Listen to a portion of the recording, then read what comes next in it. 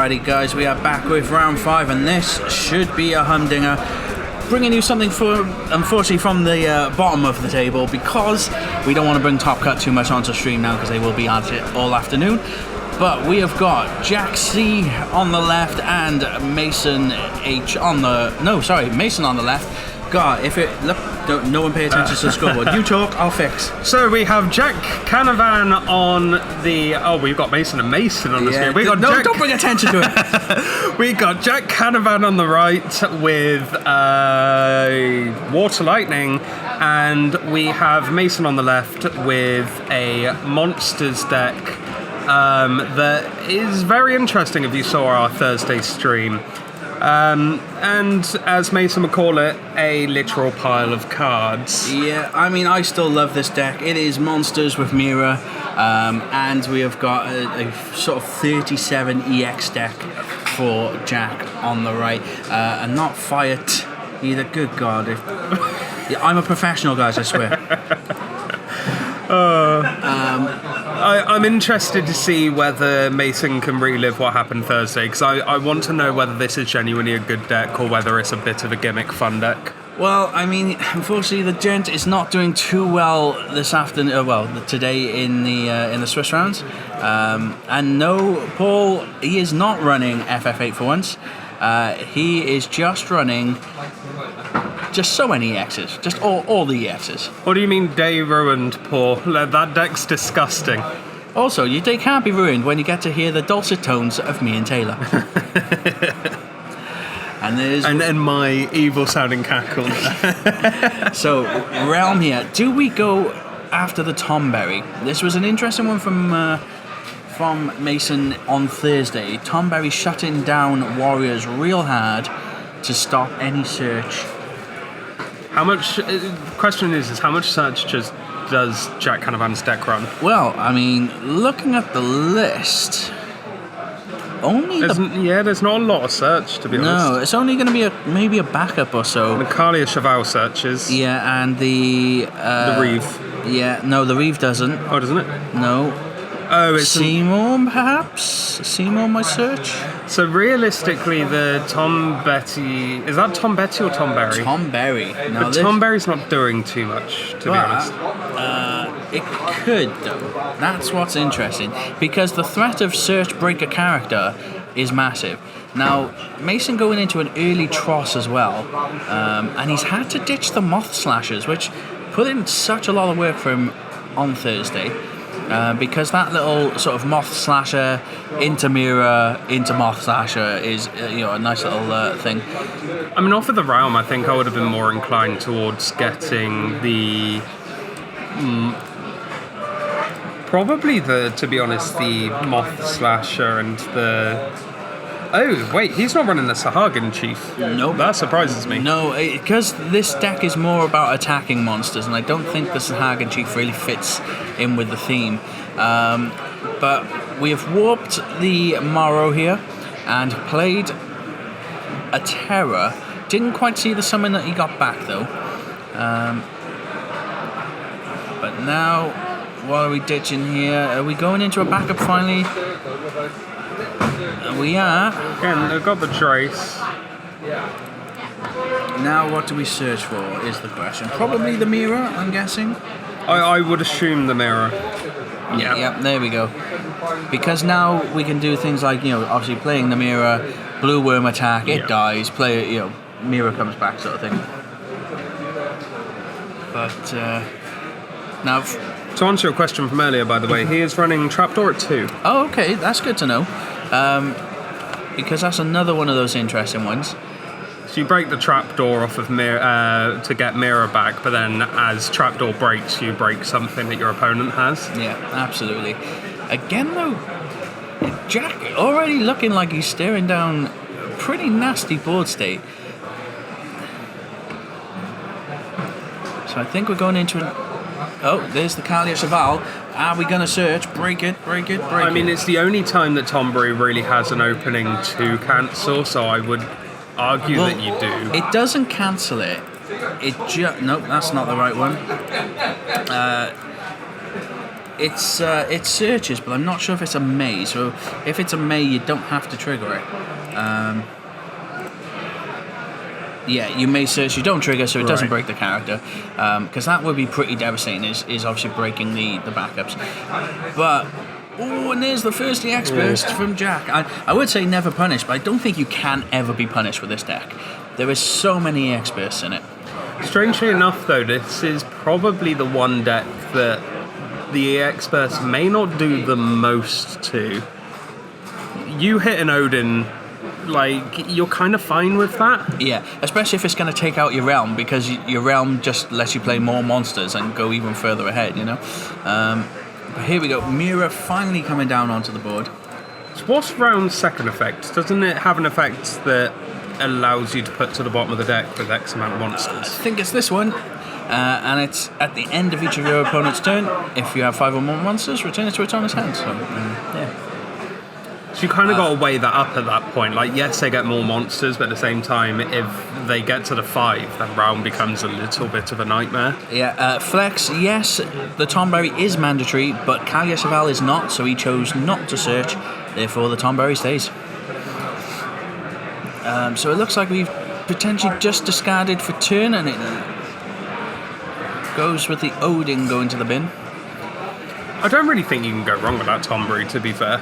No, you just threaten the fact that it's going to break if you search. Yeah, and it kind of reminds me of sort of the Earth Hill Gigas, and there goes another Tomberry. You're not really too worried about that damage, but now you're on damage 3. You've given that Tross leeway to start pushing.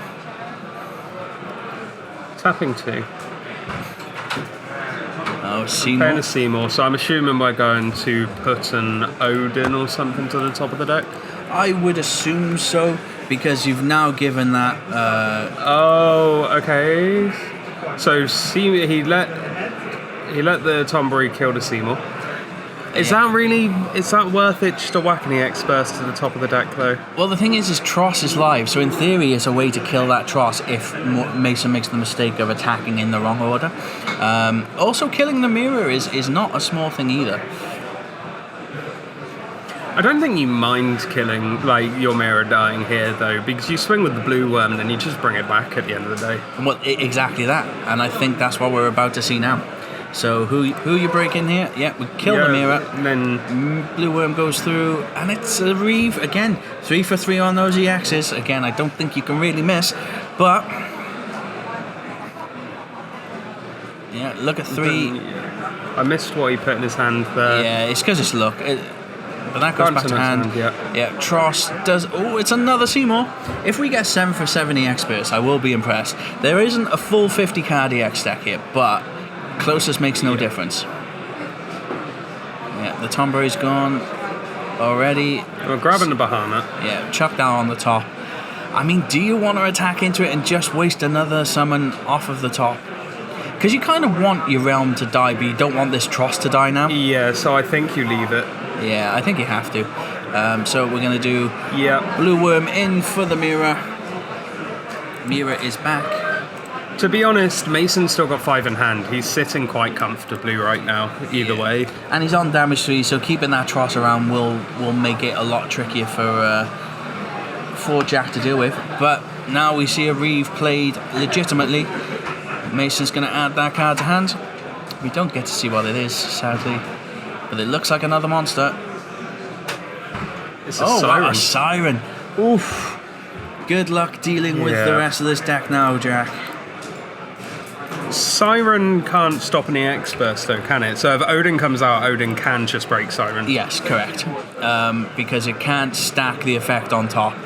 And is that Sanctuary Keeper there, I think? Is it Sanctuary Keeper? Yeah. Yes, that is. And that's deadly right now, because anything you want to bring out, Mira breaks, but then you've got Sanctuary Keeper dulling, at the same time you've got Tross returning a forward, and those 3, it's just a deadly combo. Yeah, I think without a board wipe here, looking at the list, I don't know if Jack's even got any. Demon. He's got 2 demons, but that's not board wiping the monsters. It's not enough though, is it? And I don't think he has it, otherwise that'd be the first thing he plays here. But other than that, no, I think You got the Bahamut. Does Bahamut have 2 targets, or am I thinking of the other one? No, I think it deals like 8 or 9 and then deals 15 or something crazy like that as an EX, you know. So I think it's divided by 2 forwards. It's 10 at any point, and at damage 5 it's 15. Oh, that's a good way to do this. So we have triggered the Estola, hit the Alba on EX, killed the Siren, and now we've got the trigger from Estola to target the Mira. What a play by Jack. What an EX hit. Again, we are now 5 for 5 on EXs. Surprised that Alba's not full arted after he's traded like most of his Warrior of Darkness full arts to me. I mean, that's probably why he traded them all away. I mean, this game may have just flipped on its head. Like, Morrow's going to have haste as well. It's not going to be lethal, though, even if he gets through with all of these. No, it's not. And you've got a Spectral Keeper in hand, you've got the Tross and you've got the Mira, so I still think that you're in a not the worst position still. Yeah, so we're going to take the Blocker Realm. I don't hate this because it does mean we could free out some more monsters. Now that is going to kill the Mira, hitting the Cleone on damage. Are we going to go in with the Terror as well? You are only on 5, so you can take 1, and I doubt Mason is running a lot of haste in this deck. Yeah, he's decided we're going in 5 for 5. Oh, and it's a Kusith. Kusith or Kuchulain? What did I say? Kusith. Yeah, it's not that one. It's definitely not that one. Look, it's been a long day, alright? Imagine, get that round back that you've just put in the bin.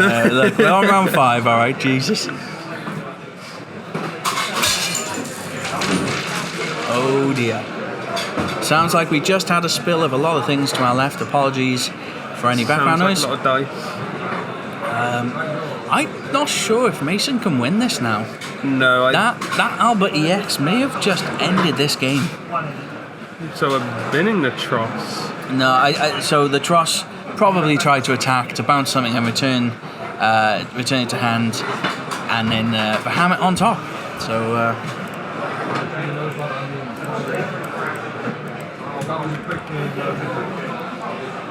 No. I don't think there's anything you can do as Mason here now. No, I think, honestly, that Albert EX, I think, just absolutely ruined his day. It's this Bahamut, so it's reduced by 3 at damage 5. Yeah. Deals 8k. Trapdoor coming in. So we're going to be able to break Trapdoor to bring back Mira and break.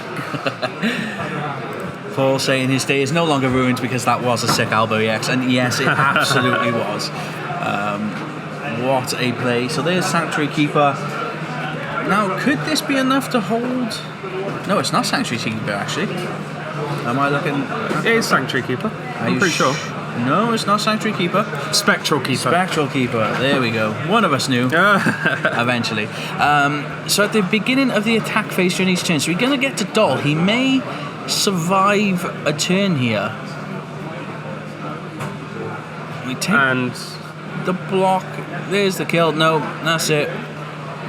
Why did the Spectral Keeper die? I missed that. He took the block with the. Took the block against the Morrow. Right. I'm quite shocked at that, though, to be honest, because I think it would have dulled 1 anyway. But hey ho, I don't think there was a way back into that for Mason. That Alba EX was pure nastiness. Yeah. It's kind of well, I wouldn't say it's a shame, but like the Alba EX was the top cut of a century there, but it would have been very interesting to see how the game would have carried on without the Alba. I think it goes the other way. I think Mason wins if that Alba doesn't go, because Siren just sticks around and you got no way around that. But hey guys, that was an interesting game, so we will be back with Jack in a moment. We will actually get an interview in because I think we got plenty of time for one, so we'll be back shortly. And we are back with the winner of round 5. Here he is, not playing 54s today, playing an EX deck, and what an EX to hit on damage 5, and Alba to get around a siren. It was the best way to get rid of it. Yeah. I was really I think it was the only way you could get rid of it. Yeah, probably. Do you think it was Mason's game if you hadn't have hit the Alba? I think so. Like, we were discussing it there, and then he mentioned, he was like, "Oh, your EXs get round siren." I was like, "Oh, they do," because I completely forgot that's how it worked. But it was kind of a weird game of whenever he hit me, it was probably going to trigger one because the amount that are in there. It's just whether they were the right removal ones at the right time. Well, I mean, 5 for 5. I was really hoping if you were going to lose, we'd see 7 for 7. Yeah, But, that has happened today. well, so obviously it's a new deck for you that you sort of started toying with just before the weekend started. Anything, any sort of major cards in there that have been surprising for you? So the main thing has probably just been the 5-cost Odins that get cheaper because they're a great thing to hit in damage, and they're recurable both from Lightning and Terra, so you can actually recycle them quite a lot. The other bit has been the Seymour backup, because being able to stack that with your Stola, so you know the damage you're hitting. Sure. So it's I play Seymour, put 7-drop Odin at the top, and then play your Stola and go, I've killed a forward, and then your Stola's probably killing another forward from them doing 2 points of damage. Yeah, that's pretty nice. So, obviously Paul asking in the chat there, EXs, how many? 38 in this version, yes. Wow. And I think, obviously, we didn't get to see it there. I believe you're running the 5-drop Cloud EX as well. Yeah, there's 2 of those in the deck, just so that it's a fine damage as an EX, but it's mostly so I can S-effect with the LB Cloud. Yeah, that's right, yeah. So, unfortunately, your day hasn't gone particularly well, though. What were your losses early on? So I played 2 4-colour decks. The first one was, they put 4-colour wall and Arc on the field, and 12k makes it just over the edge of being able to kill it. I have to see Odins at that point. And Mist Dragon was protecting the Arc all the time. And then the second one was another 4-colour Warriors deck that I just didn't see the parts in the right order. Mono Fire, which was very back and forth, but it kind of came down to just who saw me in the better situations. And you did not play. No, I had to play around there being a 7-drop wall and Tyvus and Mod Leonis. So my Ami targets were a lot more restricted than what he could Ami. And then I played a Mono Ice game that was kind of, if they're hitting me, they're hitting an EX burst, and all of their discard effects are almost always on swing, so it didn't bother me too much. And then the Monsters deck we just saw on stream. What was your thoughts going into that game? Because obviously there's not a huge amount of forwards that your EX bursts affect. Obviously I was proved wrong with the Alba and the Siren at the end there, but... It was mainly the case of, I knew if he ever hit me with the monsters, he'd probably hit something that would then kill that monster. Yeah. Or I can keep the summons in hand and then immediately, as soon as they become a forward, kill them then. Right, got you. But I was a bit worried in that I don't have too much interaction. Like, if he just wanted to slowly hit me with Realm and Mira all the time, I don't really have an answer to that. Well, I mean, you got there in the end, so congratulations on this victory. I'm guessing we might see you after some top cuts if you join us behind the camera. I might do. I'll be around. I won't be at top cut. So. But guys, we will be back shortly with the 6th and final round of Swiss, and then on to top cut after a short break after that. So we'll be back shortly.